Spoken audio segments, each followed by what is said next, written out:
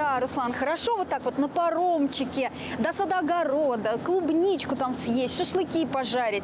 А вот в остальном, конечно, особенно если в саду с соседями не повезло. Слушай, какая ты быстрая, шашлычки, там, клубничка. Для того, чтобы тут урожай собрать, надо еще потрудиться и спину погнуть. А вообще для многих наших сограждан, да, сады, огороды – это образ жизни, особенно для тех, кто уже на пенсии. Ну, какой ценой, Руслан? Вот товарищество, ну, Советский Союз настоящий. Кто-то платит, кто-то не платит за свет, всем отрубают. А за власть как там воюют? Да вы Советскому Союзу спасибо скажите. По крайней мере, каждый трудящийся имел право на свои 6 соток, да? По крайней мере, земля была бесплатная, электроэнергия копеечная. А вот сейчас вот некоторые садовые товарищества, там долги набегают на десятки миллионов рублей. Давай вот покажем, какие там страсти происходят в некоторых СНТ. И обсудим в программе. Давай. Самые горячие споры в садовых товариществах вызывает оплата за электричество. В большинстве СНТ один общий счетчик, на который и выставляет счет энергосбытовая компания. А уже кто сколько потребил, огородники сами разбираются между собой. И, как правило, общий язык найти не получается. В республике из 1040 СНТ большие долги имеют 60. И у всех главная причина – нечестный председатель и борьба за власть. Чтобы в очередной раз их садовое товарищество не отрезали от электричества за долги, эти люди устроили живой щит возле трансформаторной будки. Отойдите с ребенком, пожалуйста. Мы сейчас ни одного, мы сейчас 15-20 детей приведем. Мы 50 дней сидели без света, мы заложники ситуации. Долг за свет в 2 миллиона рублей в СНТ-27 образовался, как считают садоводы, из-за двоевластия. Вот из-за этого двоевластия они, значит, веру потеряли и не платили никуда. Суханова не признавали, Горитова тоже не признавали. Вот произошла анархия. Ольга Ивановна и ее соратники были недовольны старым управленцем СНТ. Дороги не чистил, мусор не вывозил. К слову, это компания, которая обслуживает несколько десятков садовых товариществ в Калининском районе Уфы. Люди решили сами управлять и зарегистрировали отдельную организацию. Стали собирать взносы с соседей, пытались честно заботиться об огородной коммуне. Но оказалось, что делали они это незаконно. В итоге кто-то платил в одну контору, кто-то в другую, а кто-то и вовсе не платил. Тем самым ввело людей в заблуждение. Люди оплачивали им деньги, а работа никакой не производилась. Ни с садоводами никакой работы не проводилась. И долги начали расти в геометрической прогрессии, потому что работы никаких не выводится. Все, мне больше. Стойте там, где-нибудь, стойте там где-нибудь. Смотрите. Стойте там где-нибудь. Ну что это такое? Нет, что это такое? Чего вы всегда Вас кто сюда? Давайте, Ольга Ивановна, по очереди говорить. У вас взяли, дайте ему тоже сказать. Я молчу. Не надо меня молчать. Ты меня ручонки не трожь, ты переломаю сейчас. Ренат с женой и ребенком, как и еще 100 семей в СНТ-27, прописан и живет круглый год. Без электричества. Воды не накачать, еду не приготовить. Сейчас думает менять жилье. А почему здесь купили? Цены. Цены в СНТ намного дешевле, чем ИЖС. Понятно. На десятки раз, может, даже. Поэтому... Кто именно задолжал в саду, не ясно. Договор на поставку электроэнергии один на всех, а не по отдельности. Потому и отключают от света всех сразу. В Башкирии садоводы в общей сложности задолжали СКБ 70 миллионов рублей. Проблему решил бы переход на прямые договоры. Но электролинии и трансформаторы в садах в таком печальном состоянии, что брать их на обслуживание сетевым компаниям невыгодно, а без них нельзя. Вот эти садоводческие товарищества, если бы они создавались сегодня, то, наверное, сам план организации такого товарищества предусматривал бы возможность эксплуатации, в том числе электросетевого имущества. Но все эти коллективные сады создавались еще в советские времена.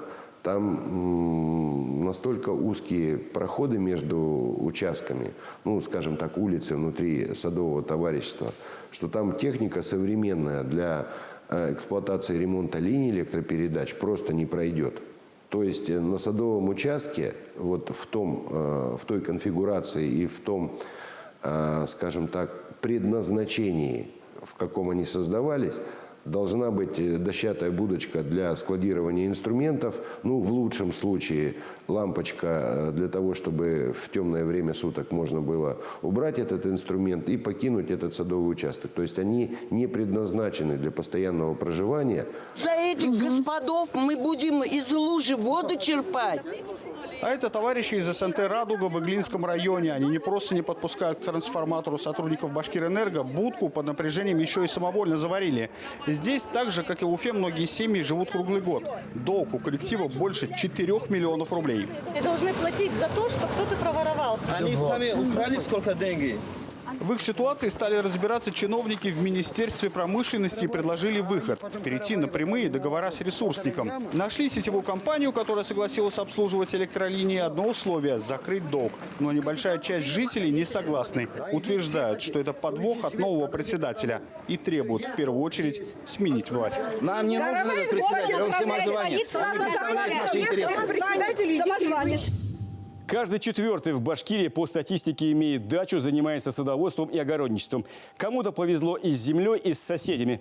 Но среди огородных коллективов нередки и настоящие войны. Ведь по закону владельцы садовых участков, как владельцы многоквартирного дома, должны самостоятельно договориться о том, как ухаживать за общим имуществом и оплачивать его. Отсыпать дорогу, отремонтировать электросети, заплатить за электричество и охрану.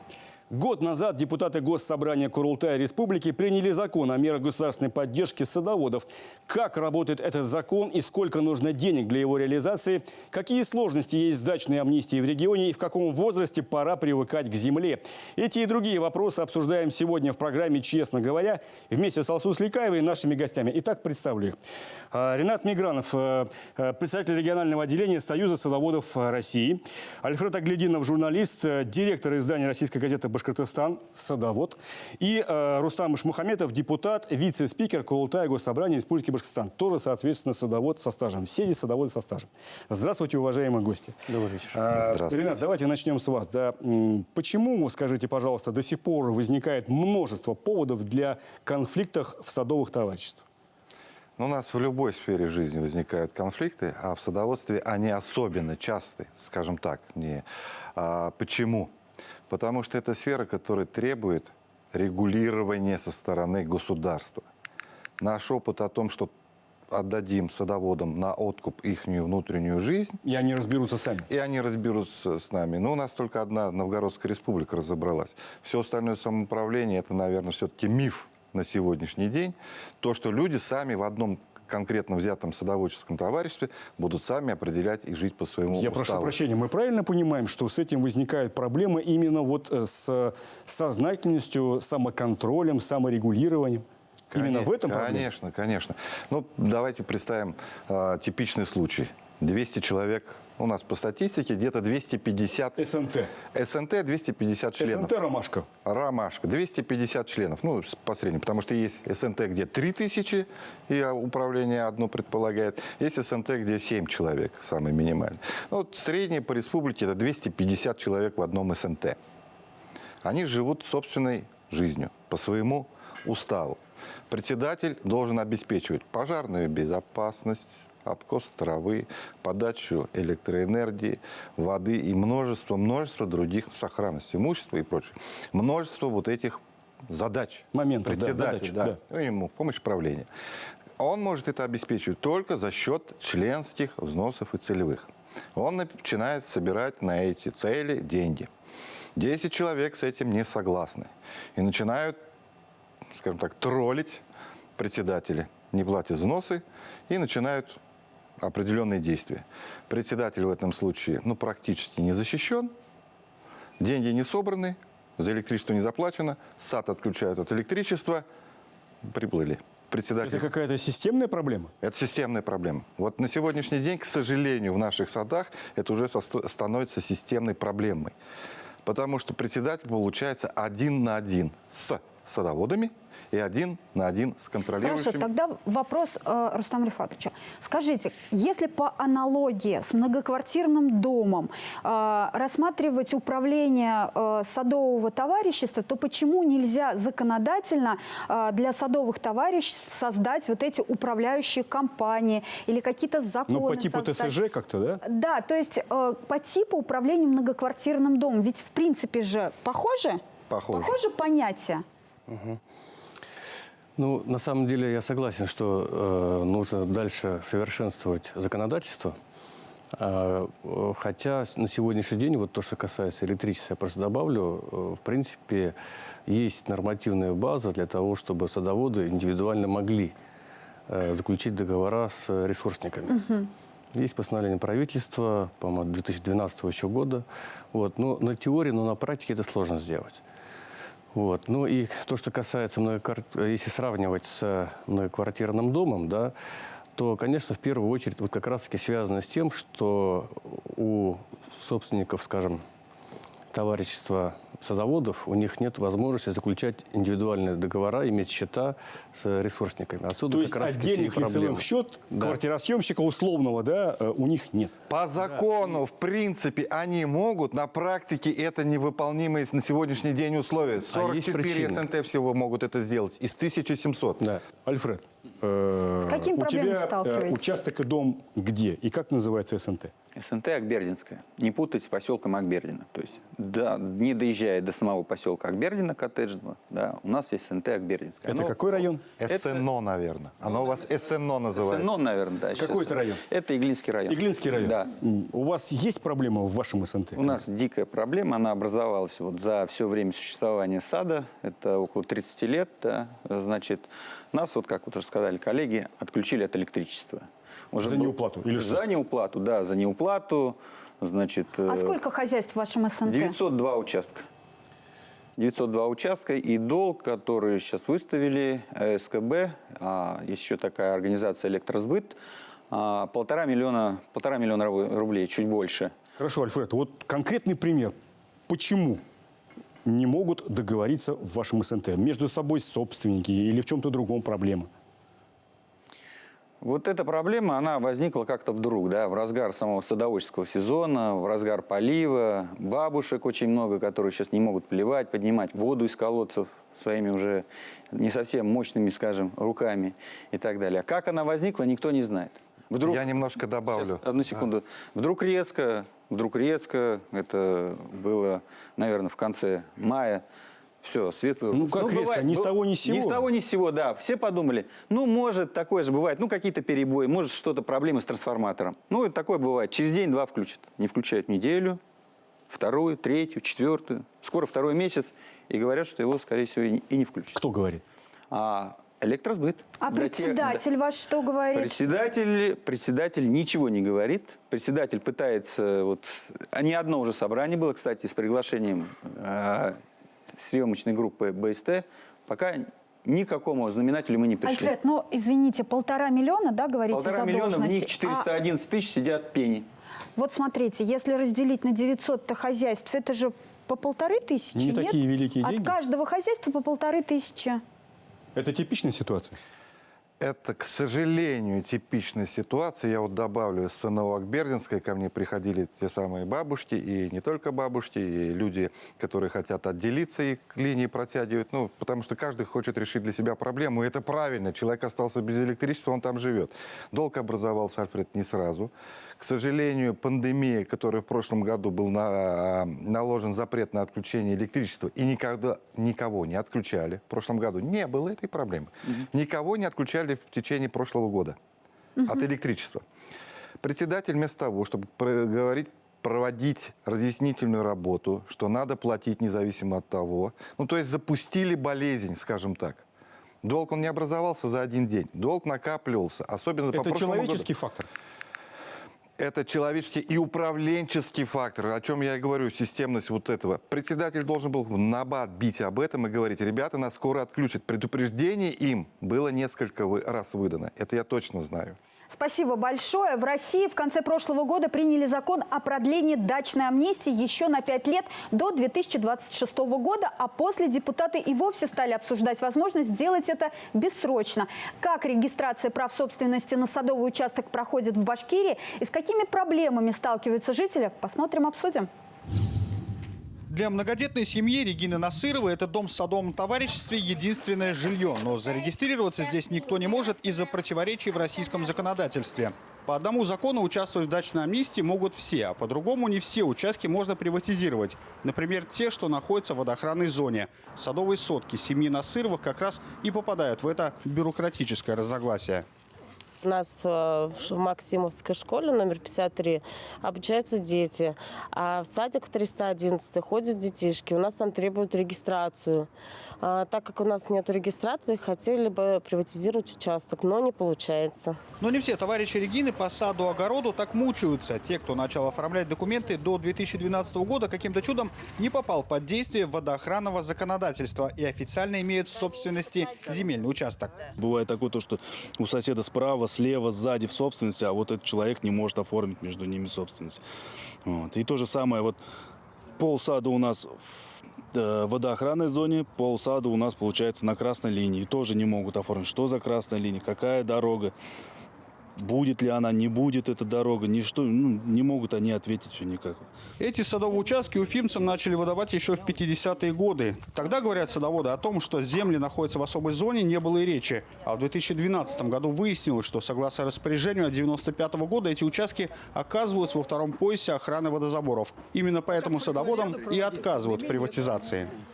На сегодняшний момент подготовлен законопроект о внесении изменений в Земельный кодекс, часть статью 27 Земельного кодекса, по поводу того, чтобы все-таки разрешить приватизировать земельные участки, то есть выделять в собственность именно на территории второго пояса источника питьевого снабжения.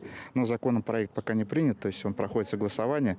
Ну, думаем, к осени его, наверное, все-таки в Госдуму внесут на рассмотрение. Примут, и я думаю, люди смогут приватизировать все-таки.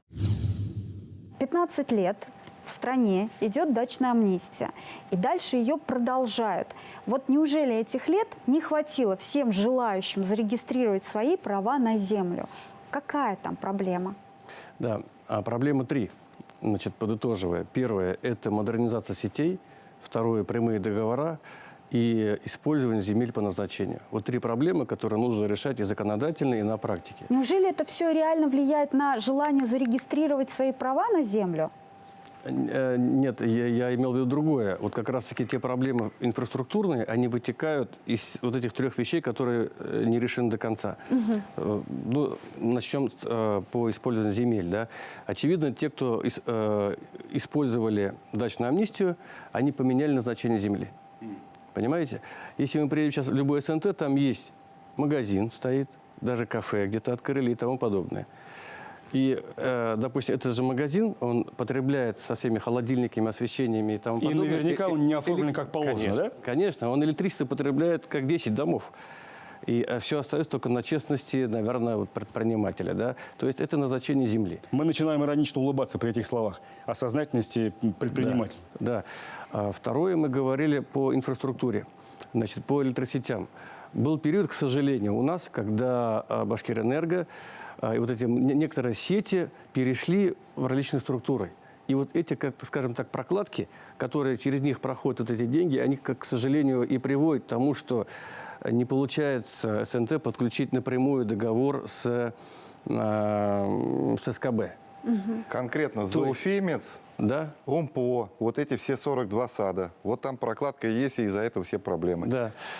Ну и, конечно, это мы сейчас, конечно, будем усиливать этот вопрос по поводу заключения прямых договоров.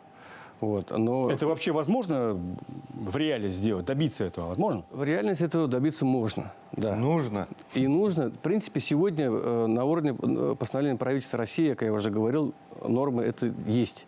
Да, есть такие цифры. Сколько отдельных, не СНТ в целом, а сколько вот таких участков с домами вокруг Уфы, вот уфимской агломерации? Уфимская агломерация где-то... О каком количестве людей мы говорим?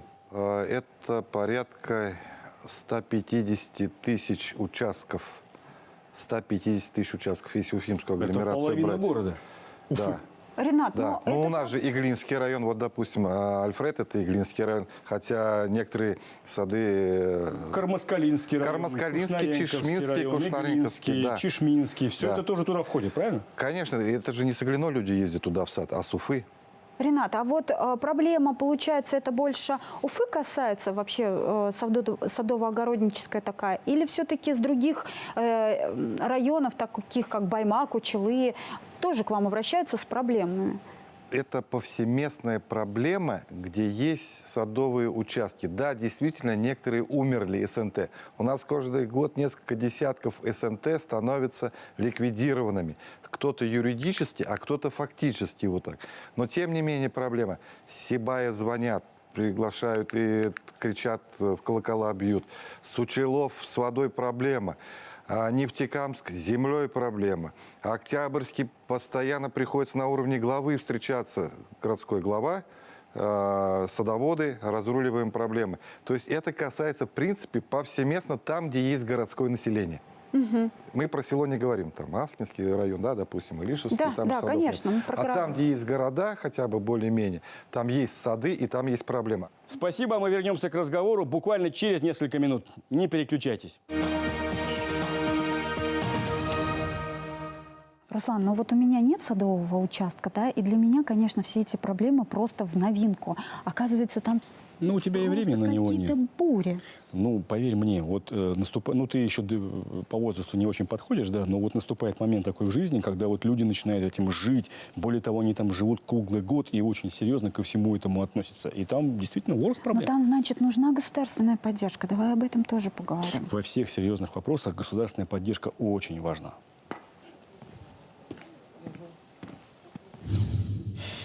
Смотрите во второй части программы. Но приходится безвыходная ситуация, раз такая дорога и транспорта нет.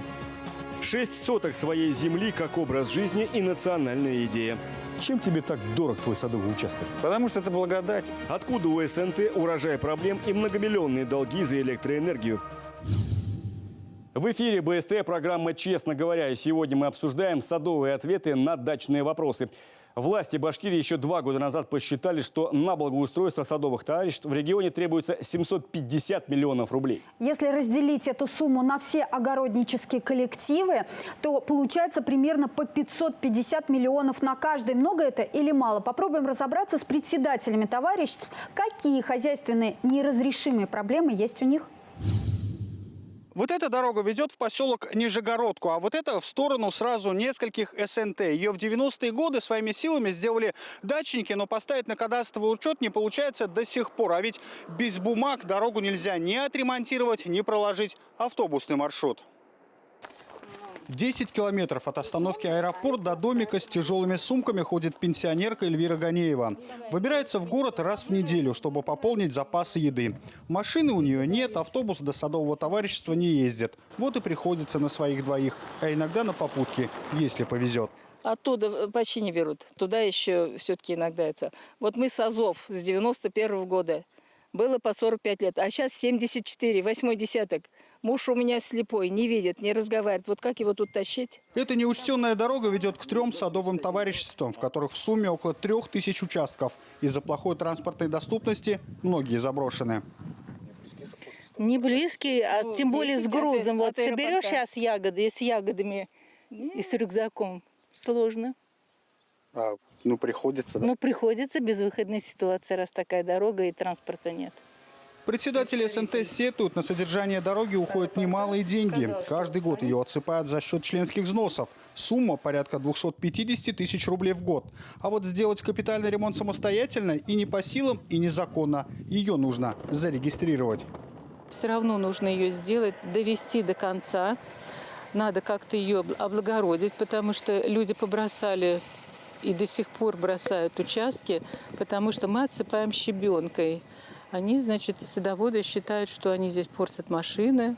Лариса Красноборова уже не первый год обивает пороги чиновников с одной лишь просьбой, чтобы дорога появилась на кадастровой карте. Для этого необходимо разрешение всех предприятий, которые граничат с дорогой, ведущей в СНТ. А это около 20 организаций. И если половина дала согласие, другая половина категорически против.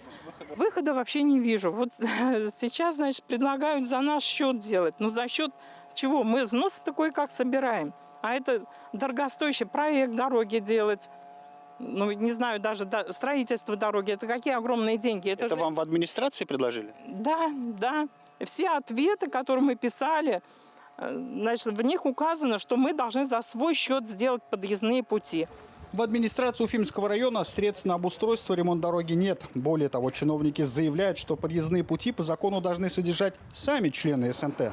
Земельный участок, по которому проходит проезд, не является объектом недвижимости, поэтому это неразграниченный участок землепользования, в связи с чем администрация Уфимского района не имеет права тратить на реконструкцию или строительство бюджетные средства. Для пенсионерки Эльвиры Ганеевой, как и для многих ее соседей, садовый участок и подспорье в хозяйстве, и приятное хобби, и отдых от города. Но с каждым годом все труднее дается путь до любимого дачного домика. Она надеется, что где-то в чиновничьих кабинетах победит здравый смысл над бюрократией. Принят закон, да, о господдержке садоводов. То есть государство занимается этой проблемой. Чем оно может помочь вот в такой ситуации? Да, действительно, в прошлом году мы приняли закон в республике, который предусматривает комплексную поддержку садовых товариществ. Это строительство дорог, электричество, значит, иные виды инфраструктуры и даже, значит, средства на кадастровые различные виды работ. Да. Но вместе с тем, сегодня, вот, как уже было сказано, в связи с пандемией, реализация этого закона должно реализовать правительство. И, конечно, пока оно немножко оттянулось. Но мы вот недавно хотели провести съезд садоводов республики, пока мы, наверное, перенесем его в связи вот с этой эпидем-ситуацией. Да. И, ну, по крайней мере, мы в ближайшее время значит, хотим попросить правительство, чтобы они провели соответствующее совещание с приглашением депутатов, в чьи адресы пришли обращения от граждан. Вот поэтому мы со своей стороны будем ускорять, конечно, правительство для того, чтобы финансирование, то есть закон есть, его нужно реализовать. Его нужно наполнить для того, чтобы деньгами. реализовывать, нужны деньги, да. Я вот добавлю немножко по электричеству, да. Проблема очень сложная сегодня у нас в республике, но она может быть решена очень просто. Ну-ка. Это политическая воля. Так произошло в Москве, в Московской области, в Оренбурге и так далее. Политическая воля руководства. Я объясню, почему на республики 44 СНТ у нас на прямых договорах. У них нет проблем с электричеством. Каждый платит по своему индивидуальному счетчику. СНТ не имеет отношения никакого к этим сетям. Ни за потери не платят, ни трансформаторы не обслуживают. Как им это удалось? Как это удалось? В 2016 году, перед выборами, Медведев, собрав в Курске всех председателей Союза садоводов со всей России, от Камчатки, ну, такой у нас до Калининграда. И когда говорили, какие основные проблемы, то все в один голос говорили, что с электричеством, да? Потому что сети старые и повесили их на СНТ, они их должны обслуживать, что по закону неправильно. Давайте все сети передадим тем, кто это должен заниматься. У нас в республике несколько десятков таких организаций. На первом месте Башкирэнерго по объему. Давайте передадим туда. Ресурсникам, в общем. Ресурсникам. А каждый садовод заключит индивидуальный договор с электросбытом. Все, нету проблемы в СНТ, нету, ни в одном. С электричеством проблема ушла. Это 80%. Это и членские, и целевые, и так далее. Все, казалось бы, да, простое решение. Но пока, кроме садоводов, это никому не выгодно. Альфред, Спасибо большое. Вот кроме электроэнергии, тем более, что эта проблема возникла недавно, да, ты говоришь, ни с того, ни с сего. Да, ну вот Ренат сказал про то, что проблема у нас, он знает о нашей проблеме больше, чем я. А нас просто поставили перед фактом. И вот мы сейчас в каких-то чатиках, в каких-то группах, там, друг против друга, начинаем выдавливать какую-то информацию. Вот такой долг, вот столько-то, столько-то. Вот мы Альфред, начинаем узнавать, возьмите как все это в все свои накопилось. руки, станьте председателем садового Как только товарищества. я выйду на пенсию, я готов выставить свою кандидатуру. Пока это невозможно. Слушай, мы правильно понимаем, что раньше ты в эти детали не вдавался? Не вдавался никогда. Просто вот приезжал, когда было время, на свой участок, занимался своим огородом, парился в бане, там занимался по дому. Все.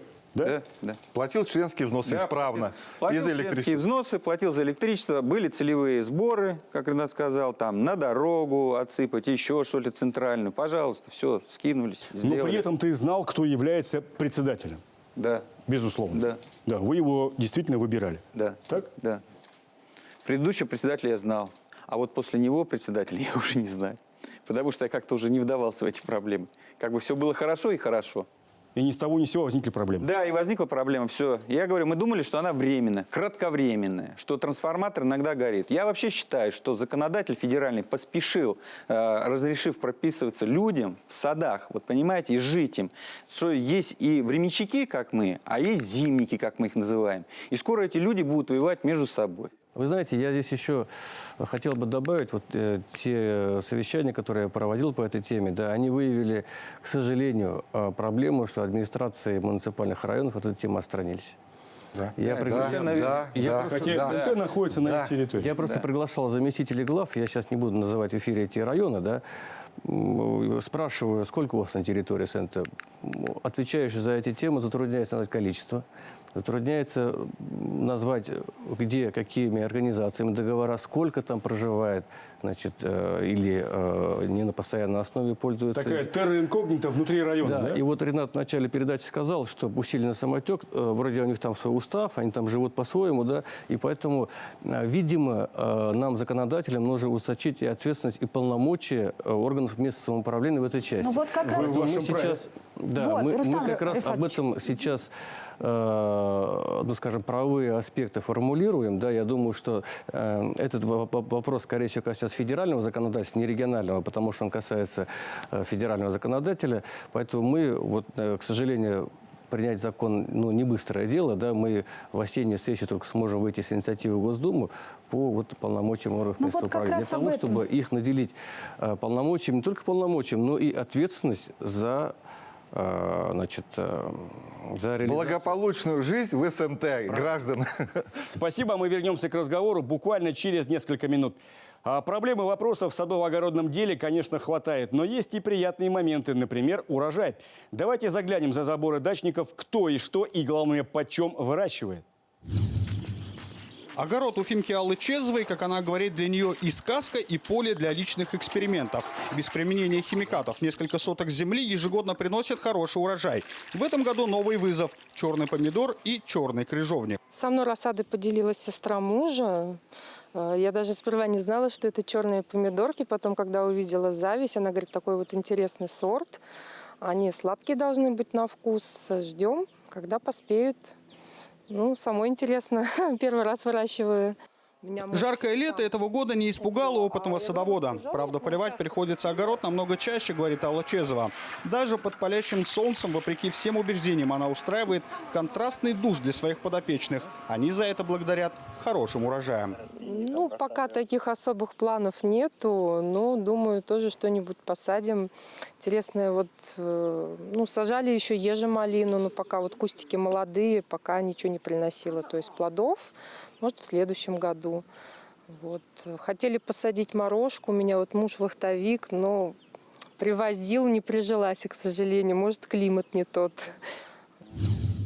Альфред, вот личный вопрос. Скажи, вот чем тебе так дорог твой садовый участок? Потому что это благодать, это рукотворная и дикая природа. Я отдыхаю там душой. Я копаюсь в земле, отвлекаюсь от своих Не для профессиональных обеспечения проблем. продовольственной безопасности? Абсолютно нет. Да? Сам процесс больше.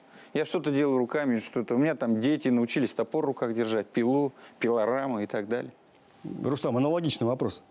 Чем занимаетесь на У вас садовом есть участке? садовый дом, участок, дом, загород? Ну, я живу за городом, но 2 теплицы, вот выращивание огурцов, помидоров, все равно это... Ну, понятно, что не на продажу, а для себя, да. Ну, все равно чувствуешь себя созидателем, что-то выращиваешь То есть для личного пользования. Садовые участки это государственно важный, так Да. сказать, Хотя момент вот мы и сказали, в вот для жизни нас, да, но общества. для большой категории населения все-таки это большое подспорье для личного хозяйства, для, значит, для В части продуктов и детей, продовольствия, как бы то ни было, конечно, да, как бы то ни конечно, было. к сожалению, конечно, где-то у нас рост идет и продуктов, и так далее. Да Там, там и картошка, там и зелень, Конечно. там и помидоры, и что-то еще. На самом Конечно, деле это конечно. имеет значение до сих пор, да?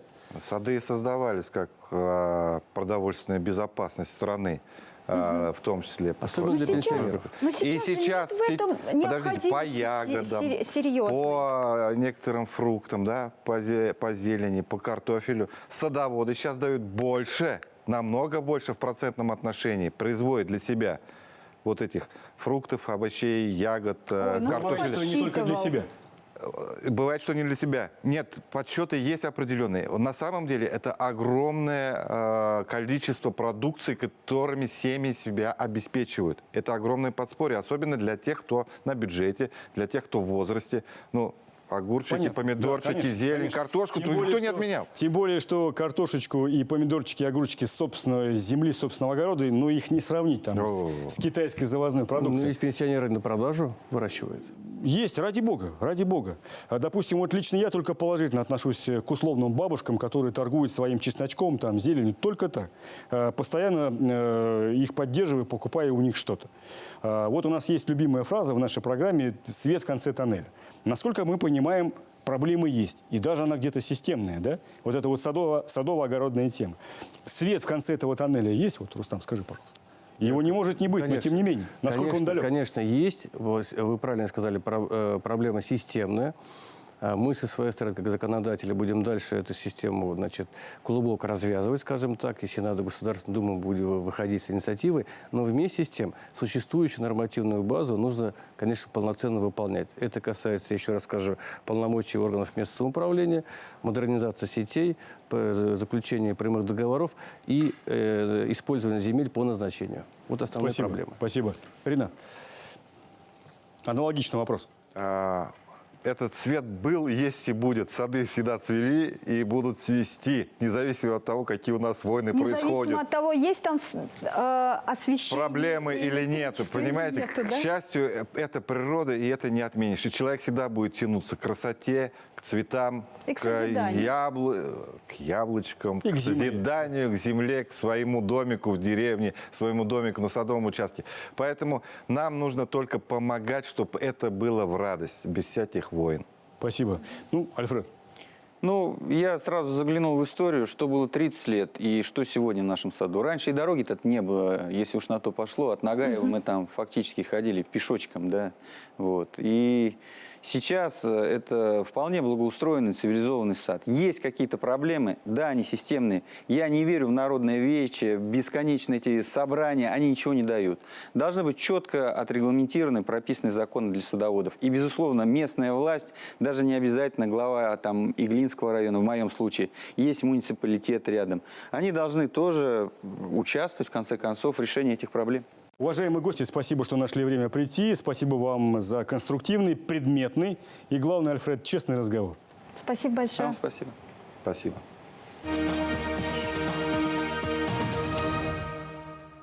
Смотри, Руслан, какая яблоня. Заброшенный сад, что ли? Ну, непонятно, что-то как-то это, да, все заросло бурьяном. Слушай, вообще вот СНТ такая маленькая модель самоуправления, да, можно там обвинять меня опять в авторитарности, но вот факт остается фактом. Вот эта демократия во многом приводит к хаосу и бардаку. Ну, Руслан, ну не надо вот все под одну гребенку.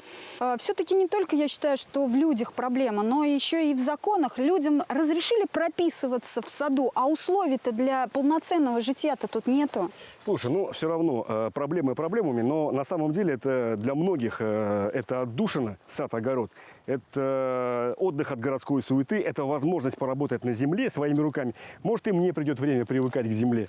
Руслан, ну вот СНТ мне как форма собственности не нравится. Лучше уж домик в деревне. Ну, тут, знаешь, каждому, как говорится, свое. Тебе слово. Честно говоря, для нашего человека, особенно советской закалки, сад-огород – это не просто 6 соток с грядками и нехитрым домиком. Это земля обетованная, это дом-крепость, это личная продовольственная программа и, чего уж там, национальная идея. Почему у нас садово-товарищеские войны идут до последнего колышка? Да потому что своей земли мы не отдадим ни пяди, а вот на чужом участке и укроп всегда толще. До свидания, берегите себя и своих близких. В саду или в огороде смотрите, честно говоря, на канале БСТ и во всех соцсетях страны.